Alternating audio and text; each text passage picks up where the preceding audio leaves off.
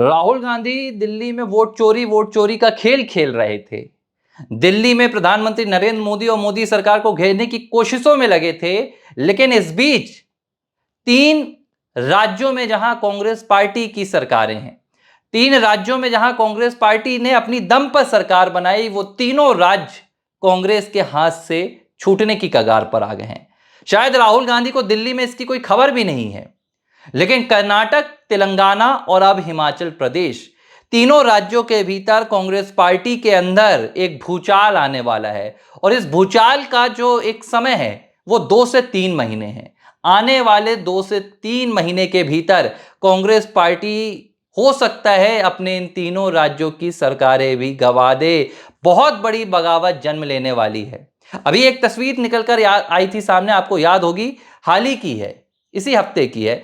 प्रधानमंत्री नरेंद्र मोदी कर्नाटक पहुंचे हुए थे और कर्नाटक में सरकारी कार्यक्रम था, शासकीय कार्यक्रम था। तो मंच पर मुख्यमंत्री भी थे, डीके शिव कुमार उप मुख्यमंत्री भी थे कर्नाटक में कांग्रेस के। तो मुख्यमंत्री को आने में थोड़ा सा देर हो गई थी, मंच पर वो नहीं पहुंच पाए थे।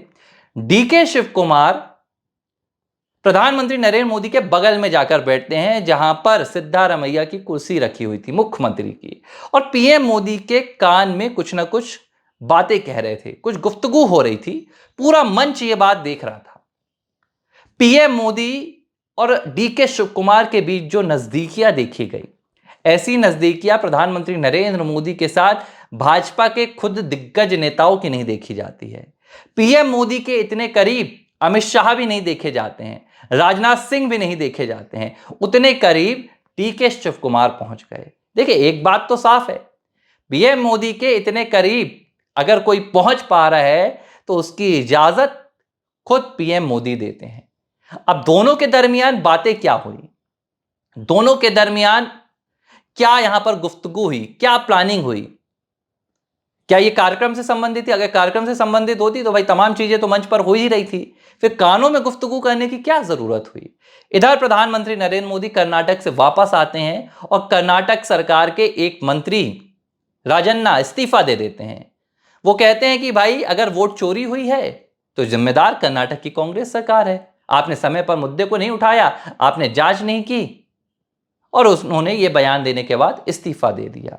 ये एक तस्वीर सिर्फ कर्नाटक की निकल कर आई है, और इस बात से हर कोई वाकिफ है कि कर्नाटक में डीके शिव कुमार मुख्यमंत्री की कुर्सी हासिल करने के लिए अपनी एड़ी चोटी का जोर लगा रहे हैं।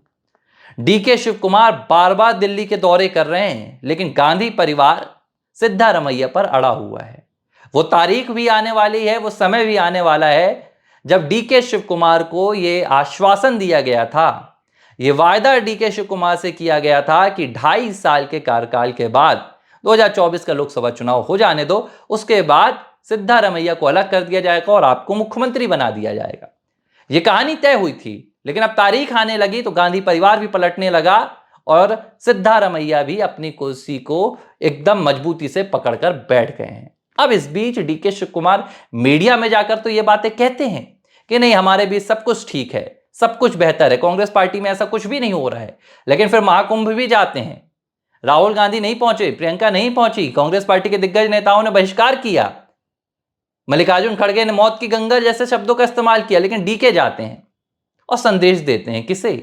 भारतीय जनता पार्टी के लिए प्रधानमंत्री नरेंद्र मोदी को संदेश देने की कोशिश कर रहे हैं। अब ये बातें हुई हैं, बातें क्या हुई हैं उस पर भी हम बात करेंगे, लेकिन ये एक तस्वीर कर्नाटक की निकल कर आई। अब मैं आपको सीधे ले चलता हूं हिमाचल प्रदेश में। मैं तेलंगाना की भी बात करूंगा कि वहां क्या हो रहा है।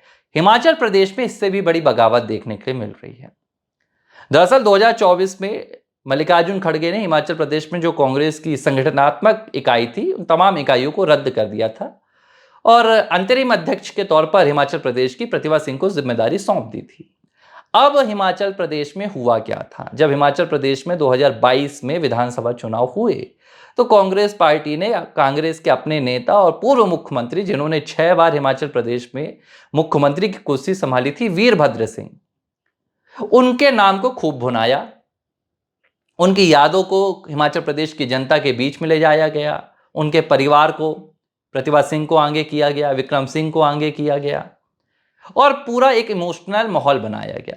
जाहिर सी बात थी, वीरभद्र सिंह नहीं रहे तो जो शोक संवेदनात्मक मतदान होता है वो कांग्रेस पार्टी के पक्ष में गया।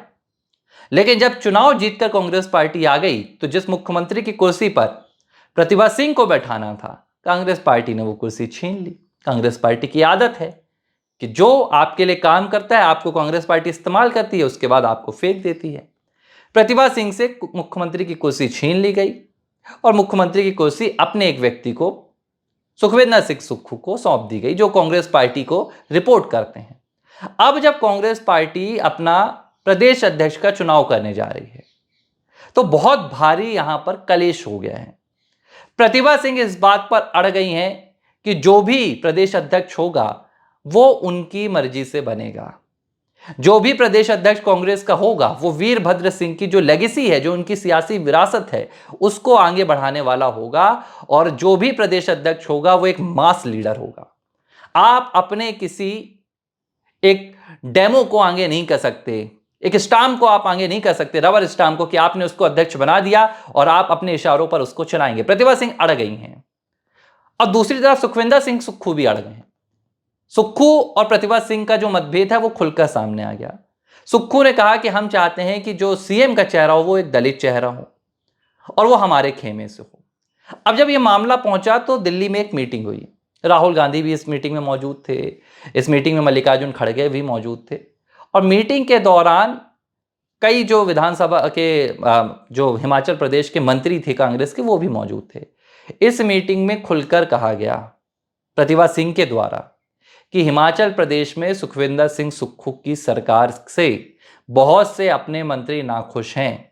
कहानी तो यह भी बताई गई कि प्रतिभा सिंह ने आंकड़े भी बता दिए कि कितने मंत्री और कितने विधायक उनके साथ हैं जो उनके एक इशारे पर कोई भी बगावत करने के लिए तैयार हो जाएंगे।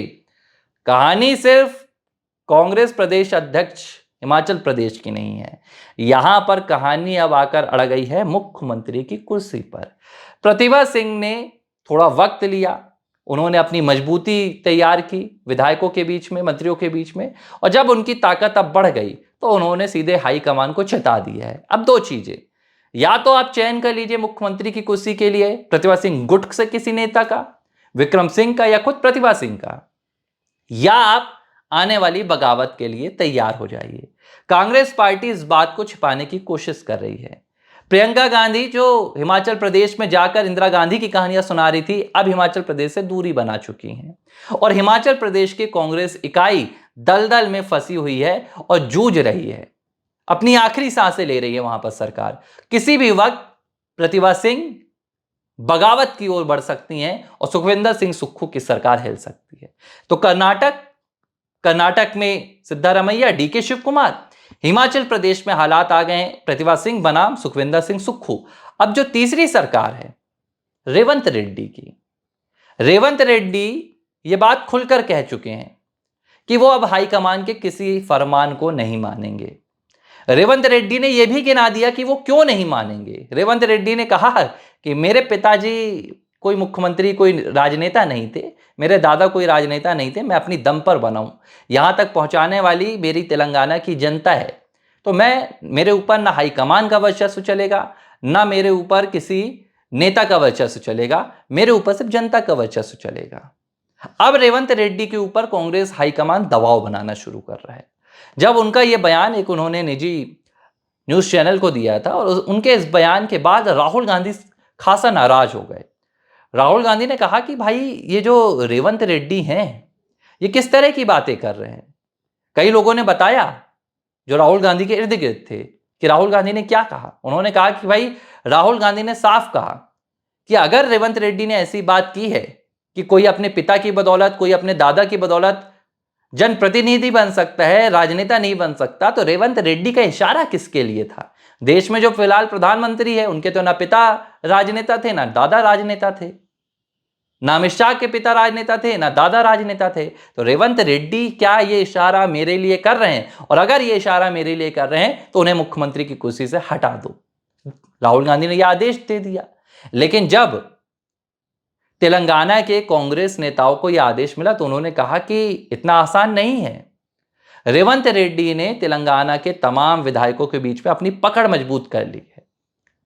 अगर रेवंत रेड्डी को हटाना है तो पहले आपको उन विधायकों का समर्थन लेना होगा, लेकिन हालात एकदम विपरीत हैं। रेवंत रेड्डी के पास इस वक्त ताकत हो गई है। अगर अब रेवंत रेड्डी के खिलाफ हाईकमान कोई भी आदेश पारित करने की कोशिश करता है तो मध्य प्रदेश में जो हालात ज्योतिरादित्य सिंधिया ने पैदा किए थे, जो हालात एकनाथ शिंदे ने महाराष्ट्र में पैदा किए थे, वही हालात जिन हालातों को पैदा करने की कोशिश कभी सचिन पायलट ने राजस्थान में की थी, लेकिन नहीं कर पाए थे, मजबूती नहीं थी, विधायकों का समर्थन नहीं मिल पाया था उतने ज्यादा। रेवंत रेड्डी ने वो हालात बना लिए और अब हाई कमान को पीछे हटना पड़ रहा है। तो कहानी तीनों राज्यों की है, हिमाचल प्रदेश की, तेलंगाना की, कर्नाटक की। तीनों राज्यों की सरकारों पर बहुत बड़ा खतरा मंडरा रहा है और आने वाले 2 से 3 महीनों के भीतर इन तीनों राज्यों में सत्ता का एक बहुत बड़ा परिवर्तन भी देखने के लिए मिल सकता है। और इसकी एक और वजह है, राहुल गांधी जानबूझकर इन राज्यों में किसी भी तरह की जो बातें हैं बाहर नहीं आने देना चाहते हैं। राहुल गांधी अपनी जिद पर अड़े हुए हैं कि वो नरेंद्र मोदी से मुकाबला करेंगे। राज्यों की जो सरकारें हैं, वो राज्य की जो इकाइयां हैं वो देखें, जो दूसरे कांग्रेस नेता हैं वो देखें। राहुल गांधी बेपरवाह हो गए हैं, ना तो उनके कंट्रोल में चीजें हैं, ना वो चीजों को कंट्रोल कर पा रहे हैं। और तीनों सरकारें मनमानी तरीके से अपने अपने राज्यों में भिड़ी हुई हैं, आपस में भिड़ी हुई हैं। और इसका जो सबसे दुर्भाग्यपूर्ण नतीजा निकलकर सामने आ रहा है वो ये है कि तीनों राज्यों की सरकारों की जो जनता है राज्यों की, वो पिस रही है। हिमाचल प्रदेश में जनता पिस रही है, तेलंगाना में जनता पिस रही है, कर्नाटक की जनता पिस रही है। और ये पिसती हुई जनता पूछ रही है कि भाई हमने क्या गुनाह किया, हमने तो आपको सरकार बना कर दी, अगर उसके बाद भी आपने जो वायदे किए थे खुशहाली के, वो वायदे अगर आप पूरे नहीं कर पा रहे हैं तो फिर अगली बार के लिए भी आप तैयार रहिएगा। माहौल ये बन रहा है कि जो जनता का आक्रोश है वो सरकारों के खिलाफ जा रहा है। तो दोनों तरफ से कांग्रेस पिस रही है, संगठन से भी पिस रही है और फिर जनता के मनोबल से भी पिस रही है। अब 2-3 महीने का वक्त है, इस बीच अगर राहुल गांधी कुछ कर पाते हैं, कांग्रेस पार्टी के नेता कुछ कर पाते हैं, तो हो सकता है कि ये जो सरकारें अभी डगमगा रही हैं थोड़े दिन और चल जाए। लेकिन तस्वीर जितनी निकल कर आ रही है वो बताने के लिए साफ है कि इन तीनों सरकारों का, तीनों राज्यों का सफर बहुत बड़ा नहीं है और 2 से 3 महीनों के भीतर पूरे देश में कांग्रेस पार्टी शून्य पर भी पहुंच सकती है। एबीसी हिंदी न्यूज, आज ही जुड़िए हर खबर के साथ।